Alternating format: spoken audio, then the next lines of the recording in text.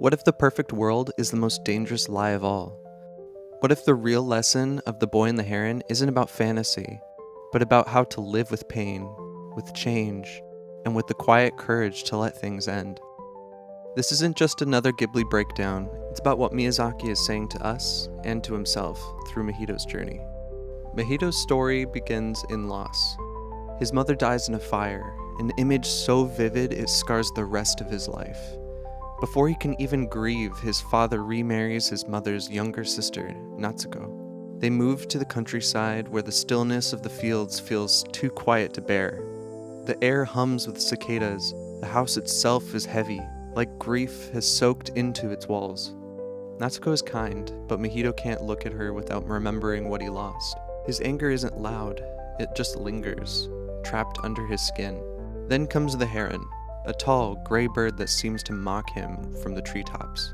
It speaks to him, claiming his mother is alive inside a nearby tower. Mahito doesn't believe it, but grief doesn't care about logic. When someone offers you a whisper of hope, you follow it, and so he does. The tower leads him to a place that bends reality, a world that moves like a dream you can't wake from. Time folds, rules blur, and life and death mingle freely. He meets Himi, a young girl with fire magic and a familiar warmth. She is, impossibly, a younger version of his mother, existing before motherhood. He meets luminous spirits called Warawara, who rise toward the sky to be born, only to be eaten by pelicans. He meets parakeets, who smile like fools and worship a king in a crown made of nonsense. Everything feels symbolic, but never in a way that wants to be solved. It's all emotion stitched into motion, a web of meaning you feel more than you can explain. And that's what makes this story so hypnotic. Like many Miyazaki films, The Boy and the Heron isn't about escaping reality, it's about facing it sideways, through dream logic. At the center of it all is the heron himself. He's manipulative, arrogant, and weirdly funny. But he's also the reason Mahito begins this journey. He's the liar who leads him to the truth. When Mahito shoots an arrow through the heron's beak, the bird sheds its disguise, revealing a small, wrinkled man inside the heron's skin. It's bizarre but deeply human. The mask of wisdom slips, and underneath is someone tired, flawed, and scared of being useless. There's a moment that sums up their relationship perfectly. The heron's beak is broken, and he begs Mahito to fix it. Mahito hesitates. He knows the heron might fly away the moment he can. "You can't know," the heron says. "It's your choice." Mahito helps anyway. He carves a small piece of wood and fits it into the beak. It doesn't work, so he tries again. Even after learning that the heron planned to abandon him, he still helps. That single act of kindness, done without any promise of return, changes everything. Later, the heron risks his life to save him. It's a small thread, but one that runs through the entire film. Compassion as an act of faith. You help not because you'll be thanked, but because it's right.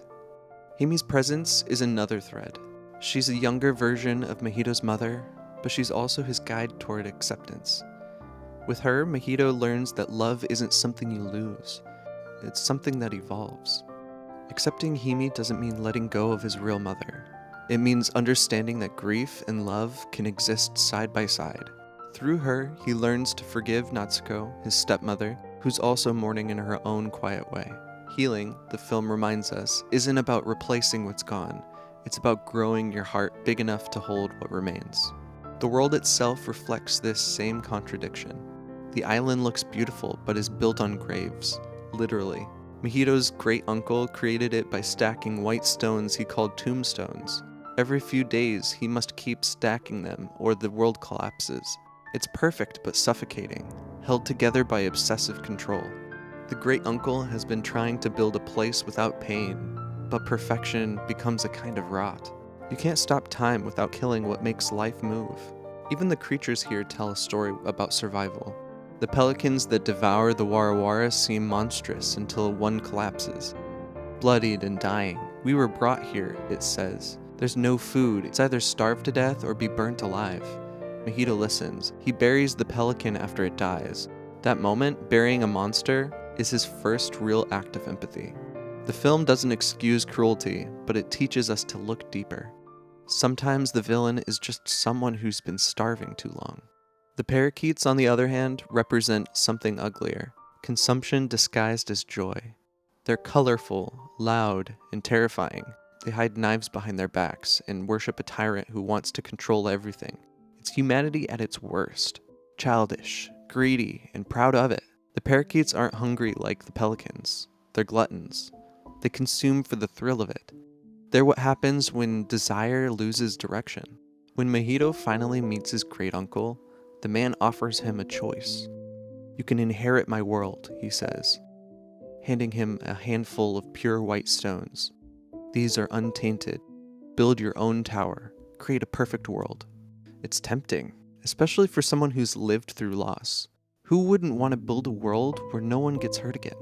But Mahito refuses. He touches the scar on his head, the one he gave himself when he struck his own skull in frustration, and says, "I can't. The stones might be pure, but I'm not." That's the moment the entire movie folds into clarity. He's not rejecting responsibility, he's rejecting the illusion of purity. Perfection is just another way to run from pain. Mahito finally accepts that imperfection is part of being alive. It's his scar that makes him human, and being human is enough. When the Parakeet King tries to seize control, stacking the stones himself, the tower wobbles. He strikes it in anger, and the whole world begins to crumble. Chaos erupts. Mahito saves Natsuko, says goodbye to Hime, and escapes with the Heron's help. As they rise out of the dream world, the parakeets shrink into ordinary birds. The magic fades, and what was once terrifying becomes small again. The Heron tells him that in time, he'll forget everything that happened. And Mahito smiles, because now he understands that forgetting isn't betrayal. It's how you make room for new memories. The Japanese title, Kimitachi wa do ikiru ka, literally means, how do you live? That's the question the movie leaves echoing in your chest. It's not a philosophical riddle, it's a practical one. When life hurts, when things fall apart, when you want control and can't have it, how do you live? Mahito's answer is simple. By choosing kindness without certainty, by accepting love even when it feels undeserved, by refusing perfection and embracing reality, scars and all.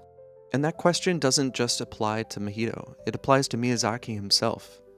At 83, after a lifetime of building worlds, this film feels like him looking back at his own tower. For decades, he's been the great uncle, the creator holding a world together through pure will. But towers fall, studios end, stories fade, and Miyazaki seems at peace with that. He's not building another tower, he's letting go. In a way, The Boy and the Heron is his reflection on his own legacy. Mahito's refusal to inherit the magical world mirrors Miyazaki's acceptance that Studio Ghibli might end with him. And that's okay.